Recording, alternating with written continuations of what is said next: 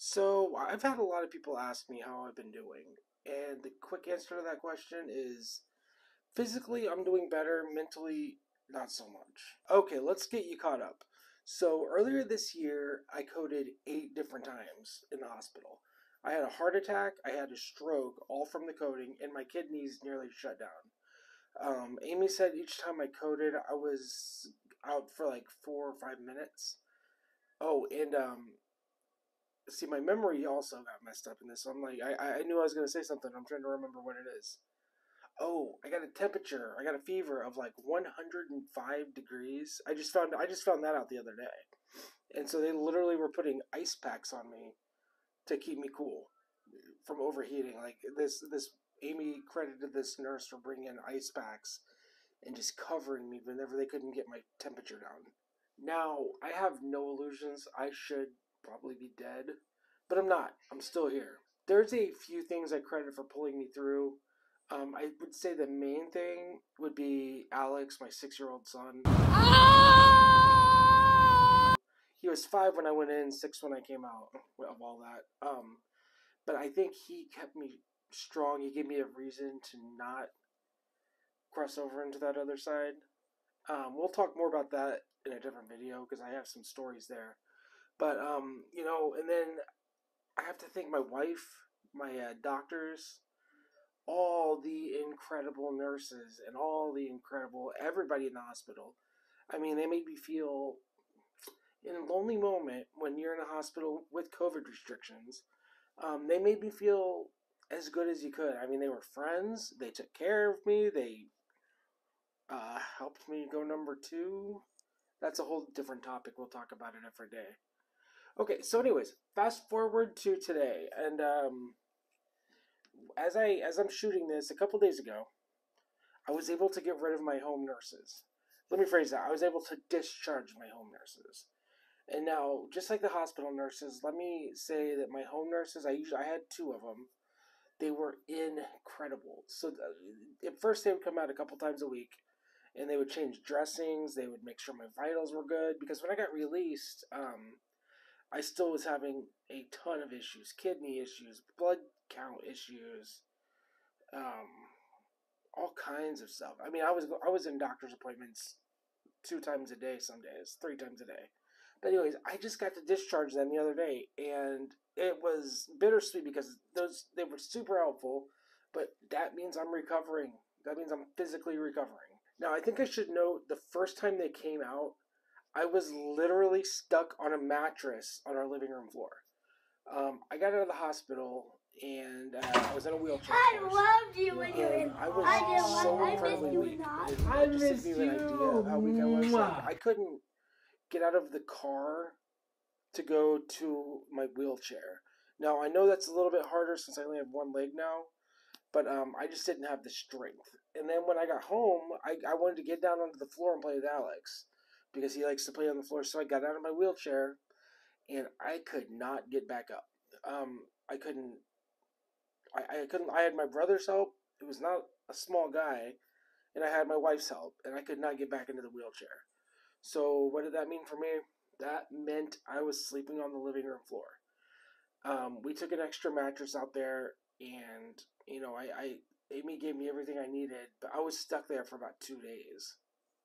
Now today, I would say I am, for the most part, physically back to normal. Like I can do stuff right here. I'm still in a wheelchair. Well, I'm in a power chair, which is, pretty sweet. I mean, I feel like an old person, but you know what? I'm good with it. But I can do the dishes. I can get in and out of the car okay. I can do stuff for Alex, and it's nice to be able to have that freedom. But so I would say physically, I'm about as healed as I'm gonna get. I still have some minor issues, like my hand is still weird. Um, it's numb. I had surgery on my arm when I got out. Like my nerves got squeezed in my arm when I was in my coma because of the blood pressure cuff. They think I had the same blood pressure cuff on my arm for like the whole 2 weeks I was out. So they think that squeezed and pinched the nerves and all that. So I had a surgery earlier this year, and so far it's getting a little bit better. They said it could take some time though. But with all that said, the bigger problem right now that I'm having, and that, it's the unspoken problem, I would say, is the mental health side. So a couple weeks ago, I went to a psychiatrist and I got diagnosed with depression, anxiety, and PTSD. They gave me some medication for it, and so far, that's helping. But let me break down an example for you with what I feel on a day to day. Like, let's say I would go to the doctor or work or anywhere by myself. Let me say, for the most part, I work from home.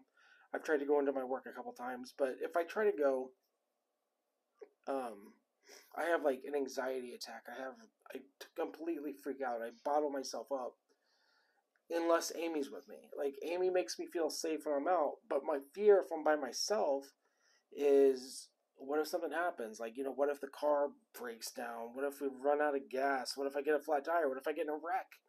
What if I fall while I'm getting out of the car? And I'm not gonna have anybody there to help me, when really I know that, if I think logically, I know that people would help, especially at my work, people would help.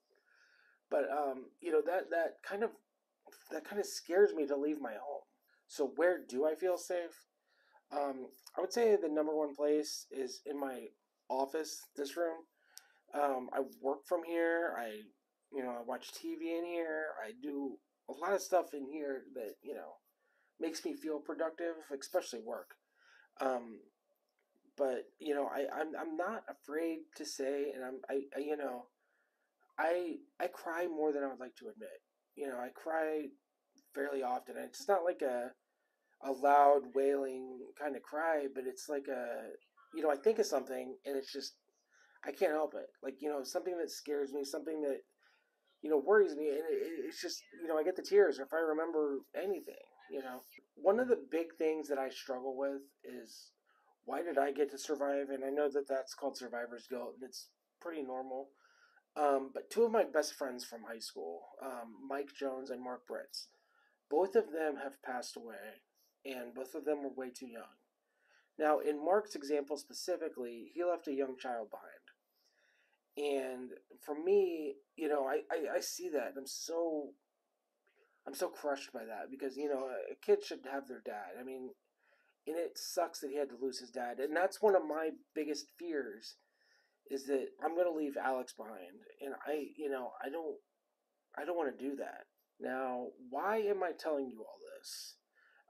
Because if you're struggling with mental health like I am, I want you to know that you're not alone. You might feel alone, and you might feel like you're on an island by yourself, but I promise you're not. And if you're feeling fine and everything's good, ask your friends. Just a simple, hey, how are you feeling today? Or if you see them being quiet, just say, hey, are you feeling okay? And guess what? They might not want to answer. They might say, I'm fine, whatever. But that that asking makes all the difference in the world. It makes, when somebody asks me how I'm feeling out of nowhere, I literally tear up. Like, even if I don't want to answer, even if my answer is I'm doing all right, I still tear up, because it's like that person cared enough to at least ask me. And that means a lot. So I kind of want to keep making videos here. I think I want to talk about my recovery. I want to talk about what I experienced in the hospital. I want to talk about, what it's like to live with one leg. Um, and, my road to mental health recovery, not just the physical recovery, but the mental health recovery. I don't think enough people are talking about mental health. It's getting better, but I don't think enough people are really talking about it. And I want to be somebody that can talk about it. Now, let me also say, I don't know if anybody will watch this. And, if nobody does, that's fine. But at the very least, I'm going to have videos for Alex someday that he's going to see, his dad fought for him. His dad wanted to survive for him. And that's what it boils down to. Now, I'm open to answering any questions you have. So in the comments, ask your questions. I will answer, as long as it's appropriate. I'll answer pretty much anything down there. I'm good to talk about it. You're not going to offend me. You're not going to make me feel weird. It makes me feel better to to talk, if that makes sense. And if my talking can help somebody else, then that's mission accomplished. So I think I'm going to stop there. Be looking for videos. I'm not going to say I'm going to be regular, maybe once a week. I don't know. We'll see. And be on the lookout, because anytime I just feel like talking, I'm going to pop this camera on and just do it. Have a good day.